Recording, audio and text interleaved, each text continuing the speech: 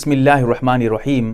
محرم کے مہینے میں بال یا ناخن کاٹنا، ناخن جیسے ہاتھ کے ہوں یا پیر کے ناخن ہوں، یا بال سر کے بال ہوں، زیر ناف کے بال ہوں، بغل کے بال ہوں، یا کہیں جسم کے کسی اور حصے کے بال ہوں، تو بال یا ناخن کاٹنا محرم کے مہینے میں یہ کیسا ہے؟ اسی طرح ایک دوسرا مسئلہ بھی اسی ویڈیو میں آپ کے حل کر دوں گا کہ محرم کے مہینے میں نیا کپڑا پہننا یہ کیسا ہے؟ کیا غلط ہے؟ کیا نیا کپڑا نہیں پہن سکتے؟ کیا مسئلہ ہے؟ اس کو بھی سمجھنا ہے آپ کو۔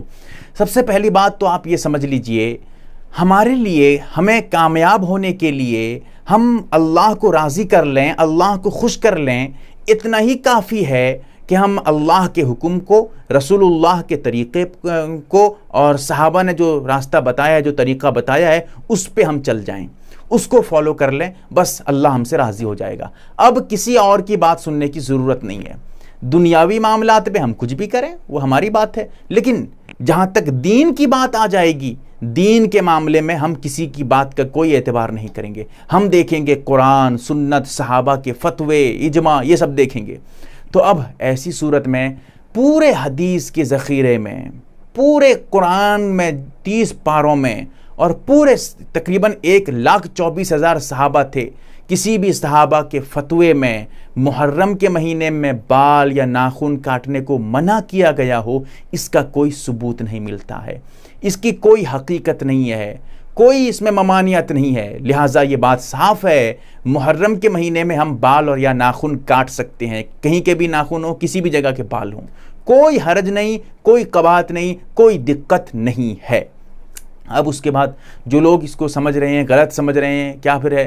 یاد رکھیے، دین کا معاملہ ہے۔ دین کے بارے میں اگر آپ کسی چیز کو جو ہے دین کا حصہ سمجھ کر عمل کریں گے، وہ دین میں نہیں ہے تو آپ کا ٹھکانہ جہنم میں بن جائے گا۔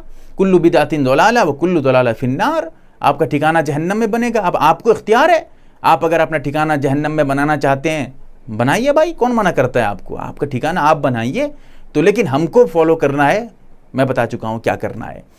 اب اس کے بعد رہی یہ بات نیا کپڑا پہننا۔ کہتے ہیں کہ یہ مہینہ غلط مہینہ، منحوس مہینہ ہے، محرم کا مہینہ غم کا مہینہ، ہم نیا کپڑا نہیں پہن سکتے۔ بھائی کس نے کہا غم کا مہینہ؟ جبکہ یاد رکھیے گا، غم کا مہینہ کیوں کہتے ہیں وہ سمجھیے۔ غم کا مہینہ اس لیے کہتے ہیں کہ اس مہینے میں حضرت حسین رضی اللہ تعالی عنہ کی شہادت ہوئی تھی، لہٰذا یہ غم کا مہینہ ہے۔ بھائی اگر شہادت کی وجہ سے غم منا رہے ہو تو تم سے بڑا جاہل کون ہوگا؟ بھائی شہادت تو ایک عالی مقام ہے، شہادت تو ایک بڑا مرتبہ ہے، تو اتنا بڑا مرتبہ مل رہا ہے اور تم غم منا رہے ہو؟ کیا ہے یہ؟ تعجب کی بات ہے۔ تم سے بڑا بیوقوف کوئی نہیں ہو سکتا جو شہادت کو غم کا درجہ دیتے۔ پھر اس کے بعد یہ بھی سمجھنا ہے آپ کو، غم منا رہے ہو نا، بیوی کے لیے غم منانے کی مدت 4 مہینہ 10 دن ہے جب شوہر انتقال کر جائے، اور اگر وہ حاملہ ہے تو وضع حمل ہے۔ عام لوگوں کے لیے بخاری شریف کی روایت موجود ہے، عام لوگوں کے لیے 3 دن سے زیادہ غم منانے کی اجازت نہیں ہے۔ اور کیا ابھی 3 دن ہوا نہیں ہے شہادت حسین رضی اللہ تعالی عنہ کو؟ یہ تو کئی 100 سال ہو چکے ہیں، 1400-1300 سال ہو چکے ہیں، اب بھی تم غم منا رہے ہو۔ پتہ چلا کہ یہ جو غم منا رہے ہو نا، یہ حضور صلی اللہ علیہ وسلم یعنی حضرت حسین رضی اللہ تعالی عنہ جس شریعت کی حفاظت کرتے ہوئے، جس دین کی حفاظت کرتے ہوئے اپنی جان نچھاور کر دیتے ہیں، اپنی جان دے دیتے ہیں، آج تم اسی شریعت کے حکم کی دھجیاں اڑا رہے ہو۔ سوچ کر دیکھو کہ کیا ہو رہا ہے، کیا عمل تم آج کر رہے ہو۔ جب دین میں ایسی کوئی بات نہیں ہے، نیا کپڑا پہننے کو منع نہیں کیا گیا، تو کس نے تمہیں حق دیا کہ تم منع کر دو دین کا نام لے کر، شریعت کا نام لے کر؟ اسی لیے نئے کپڑے پہننا اس مہینے میں کوئی واجب اور فرض نہیں ہے، کوئی ضروری نہیں ہے، اور کوئی پہنے گا تو کوئی گناہ نہیں ہے، کوئی حرج نہیں ہے، کوئی قباحت نہیں ہے۔ بلکہ ایک روایت میں اللہ کے رسول صلی اللہ علیہ وسلم نے یہ ارشاد فرمایا، یہ مہینہ عظمت والا مہینہ، احترام والا مہینہ، بخاری شریف کی روایت اٹھا کر دیکھ لیجئے۔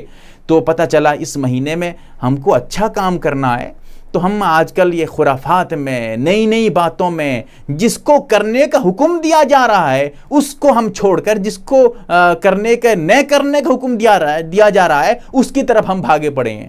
اللہ حفاظت کرے. اللہ سے دعا کریں کہ اللہ تعالیٰ سمجھ دے. امید کرتا ہوں میری باتیں آپ سمجھنے کی کوشش کریں گے. نہیں سمجھیں گے، آپ کا حسر آپ کے ساتھ ہے، آپ کا عمل آپ کے ساتھ ہے. قبر میں، آپ کی قبر میں آپ جواب دیں گے، میں نہیں جاؤں گا. میری قبر میں میں جواب دوں گا. میرا کام تھا آپ کو بتانا، میرا کام تھا آپ تک صحیح علم پہنچانا. ماننا نہ ماننا آپ کے اختیار میں ہے. اللہ تعالیٰ سمجھ عطا کرے. آپ دیکھ رہے ہیں MARB دینی معلومات یوٹیوب چینل کو سبسکرائب کریں، ویڈیو کو لائک اور شیئر کریں. فیس بک، ٹویٹر، انسٹاگرام اور ٹیلی گرام پر آپ ہمیں فالو کر سکتے ہیں. ہماری ویڈیوز آپ اپنے چینل پر ڈال سکتے ہیں. ہماری طرف سے اجازت ہے. ہمارے ساتھ واٹس ایپ پر جڑنے کے لیے آپ اپنے واٹس ایپ سے اپنا نام اور فل ایڈریس کے ساتھ ایڈ لکھ کر ہمارے واٹس ایپ نمبر 8908939343 کو میسج کریں. اور ہمارا کام پسند آئے تو گوگل پے، فون پے یا بینک اکاؤنٹ کے ذریعہ مدد کر سکتے ہیں.